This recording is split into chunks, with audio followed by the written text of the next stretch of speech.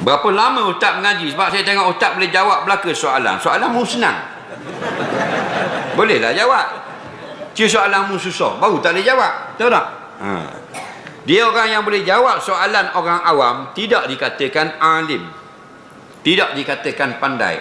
Orang yang pandai ialah dia dapat menjawab soalan ulama. Ulama yang tanya, dia boleh jawab. Itu baru pandai. Nimu yang tanya, ayam bulu balik. Faham?